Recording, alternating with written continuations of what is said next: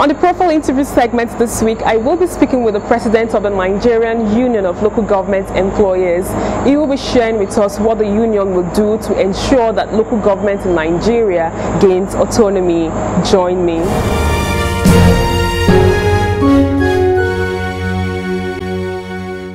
It's good to have you on the program. Thank you very much. Nice to be here too. A lot is happening in the political scene in the country as elections will be coming up very shortly. What is Nagas' position in terms of its members voting candidates into office? Well, that is a very interesting question because we are heading to general election in our country. And as a grassroots trade union, the unions that unionize workers at local government level, particularly at this critical time, we feel it is very, very necessary for us to change our approach to electing, representative into governance in this country. And because of this, we decided to arrange series of activities ranging from congresses at the local government level, where all members at the local government who are members of NOLGI converge in a meeting to talk to themselves as to what are the kind of people they really need to be their representative. More especially with the huge disappointment we receive on the our struggle to make local government a bit more functional by way of ensuring that some useful and positive constitutional reforms are achieved to make local government more visible in the scheme of things. Sincerely speaking, we mobilize our members at that level, and series of meetings is taking place just to strategize and talk to ourselves on the kind of people we need to have, particularly at the State House of Assemblies before other levels of the election. And we encourage our members to participate where necessary, and it will interest you to know that we have a lot of our members. Some are even state president heading the union at various states, joining politics, different political party platforms, and buying different offices in order to have a clear and good representation on our vision of the kind of local government we need in this country. Okay, moving forward from what you said now, you said your members have been meeting at different forums. Can you tell us some of the resolutions that you have made? Because I heard from the grapevine that Nagas has agreed that they are not going to vote lawmakers who are not in support of local government autonomy into power. How true is this? That is exactly why we are engaging our members and other stakeholders, because we believe ordinarily legislators at the State Assembly, at National Assembly, need to have bearing with their constituencies, need to be directly connected with people. And when in a situation like this, the people of the Nigerian people have spoken. The people they represent from their constituencies have a very clear position as to what kind of local government they want. But unfortunately, the so-called representative at State Assembly, they are doing a different game. And our call on our members and other stakeholders is receiving a huge, success by way of people trooping to participate in the town hall meeting we are organizing to ensure that first you identify what should be the criteria to elect your own representative as a local government worker, and to ensure that those that betrayed the trust of the people that elected them in the 8th Assembly are not given the opportunity to come back. And that is our focus, and I'm telling you, we are moving well.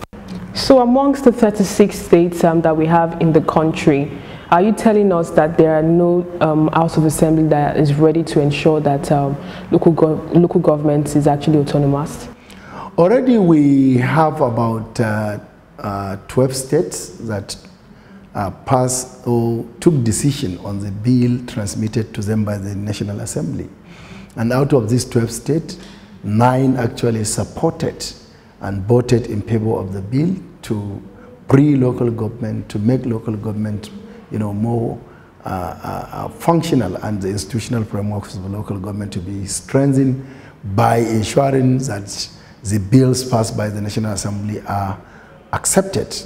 And only 3 out of the 12 rejected, and the rest, that is about 24 of them, are yet to take any decision. And from all indications, they will never take any decision, because that is what their governors wanted them to do. And we are going to certainly work in line with what is on ground. That means we clearly, declare our support openly for all the state governors, all the House of Assembly members, where they voted in favor of the autonomy, local government autonomy bill. And we are going to work practically to support them, not only mere rhetorics. And those that rejected the 3 certainly will not receive our favor. We will do all we could. One, they will not get our votes and our families' votes. Secondly, we will mobilize as grassroots workers. We are closer to the grassroots people than anybody in this country. So we are going to talk to them, talk to the people in the rural area, that these are the representatives that betrayed the trust you gave them by way of rejecting the freedom of your local government. And rejecting the freedom of your local government is like your continuous stay in a stage where you have been, where a lot of deprivation is taking place. The disconnection between you as the people in these communities and the governance and the democracy as a whole. And the people are listening, and I know we are going to do more about it. I know before now on this program we've spoken about the advantages of having a local government autonomy in a federal system of government. I would like you to reinstate how this will benefit the average Nigerian worker. Well, number one, as a worker, and the welfare and your security as a worker in any industry depend on the strength of that industry. As it is today, every Nigerian knows very well that local government is completely grounded. It's completely grounded in the sense that no local government is functioning well in terms of delivering its mandate on the people within the community. And this is happening because of the level of the encroachment by the government of the state. And this attempt by the National Assembly to, ensure that some useful reforms are achieved in order to make local government more functional is being hijacked by these state assemblies through the influence of the governors. So certainly an autonomous local government is going to be government of the grassroots people, for the grassroots people, and by the grassroots people. And that is what democracy entails. And you can clearly understand that in any democratic situation, the most critical element of democracy is election. And election into local government council over this period of time has not forthcoming because of the intervention and encroachment of these governments. Intentionally, most of the governors at different times decide not to allow election to take place as and when due, to create vacuum so that they will end up having, obnoxious laws enacted by the state assemblies to give them, a mandate to select people, handpick their stooges and cronies and put them at the hem of affairs of the local government. And that would further give them the opportunity to divert whatever is meant for the local government in terms of naira and kobo. How has this effect been on Nigerian workers in terms of probably good governance? Yeah, the issue of local government autonomy generally is the problem of good governance, because it is only when the element of good government is protected at any level of government, the government will be, practically functioning.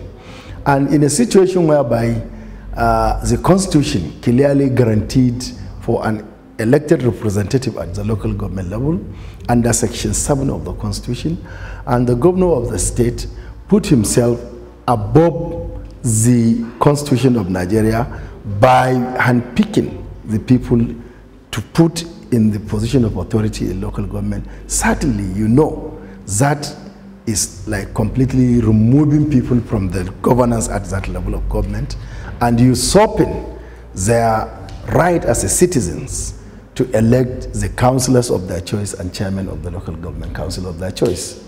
This brings me back to a report that I read earlier as regards you urging President Muhammadu Buhari to actually ensure that there is a forensic audit into the joint accounts of local government. How far have you gone with this? The truth of the matter is that from all indications, neither federal government nor the anti-graft agencies in Nigeria are interested in, rescuing the huge corruption that is happening in the local government. Because I don't believe that the federal government is not aware of the perpetrators of the corruption in local government system. I don't believe that the anti-graft agencies have not been receiving reports and complaints from Nigerians on how these local governments and their funding is always been diverted. But up to now, no serious measures have been taken. After all series of complaints from our union and other stakeholders, both through press discussions, press conferences, through other avenues, even through petition and memos written to the presidency. But nothing actually is being done, and nothing completely is about to be done from all indications. If you hear anything concerning local government from any anti-graft agencies, from our own understanding of federal government, it is only when there is political issue between the government of the day and probably the state in question. When there is a political problem, political crisis, maybe between the political interests of the government at the center and a particular state, you will see anti-graft agencies trooping into that state, investigating the operations of state local government joint account. But we see it sincerely as more of political witch hunting than the real business of addressing the corruption in local government.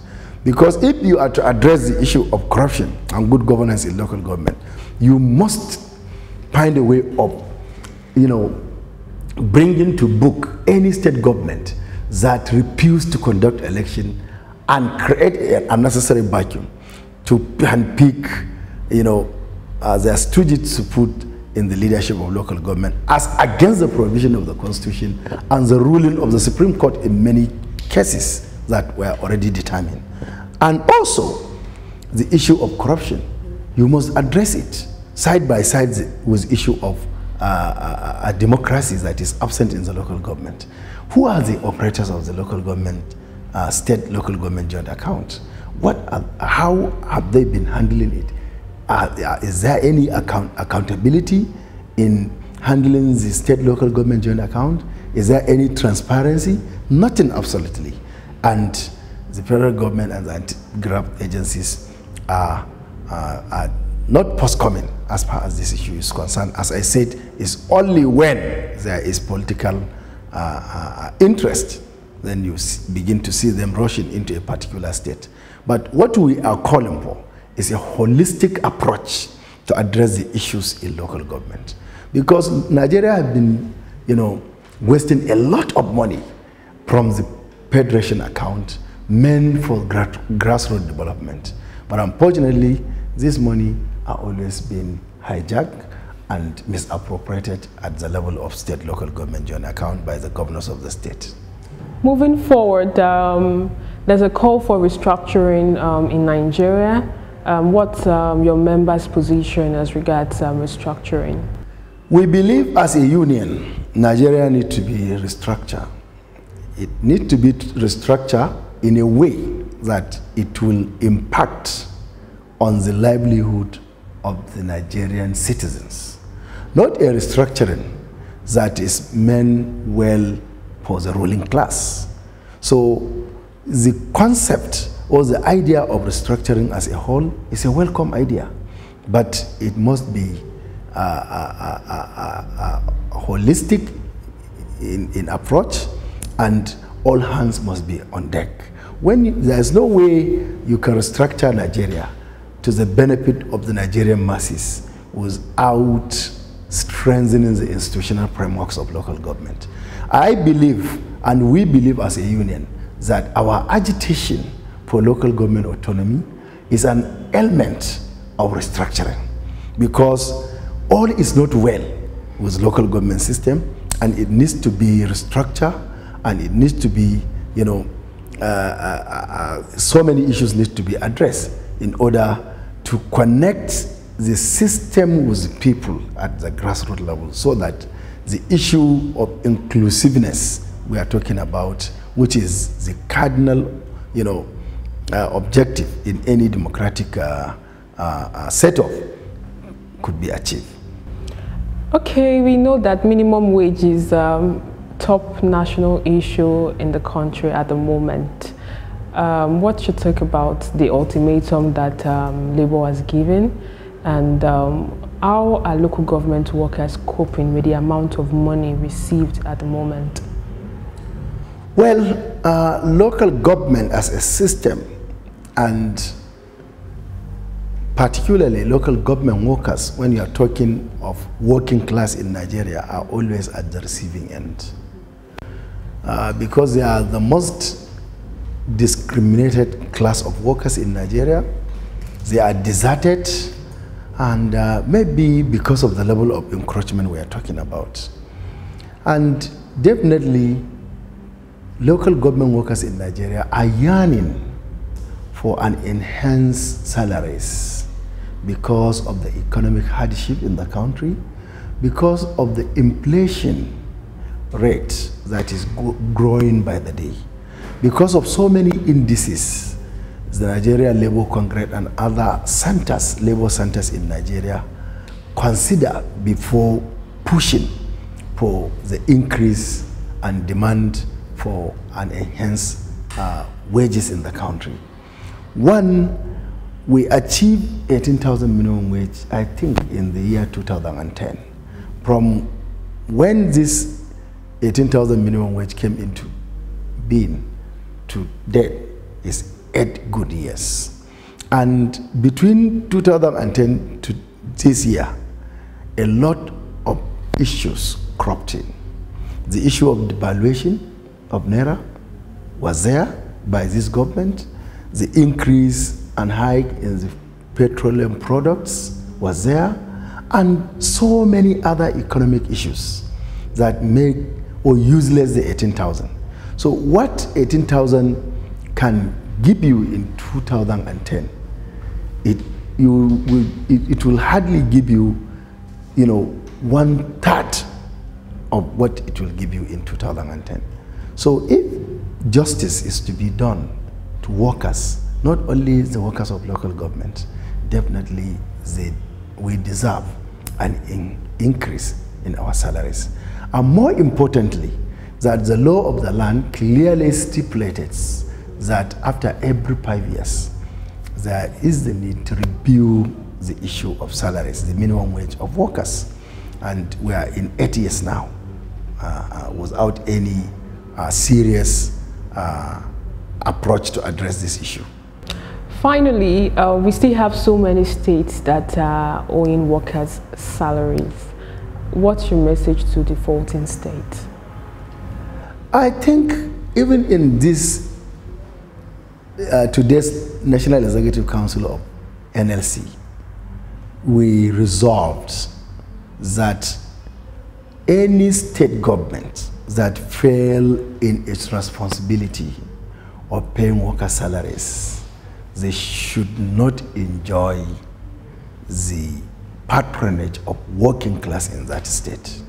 So in a nutshell, where there is no salaries, there shouldn't be bought from workers. That is a clear statement from NLC.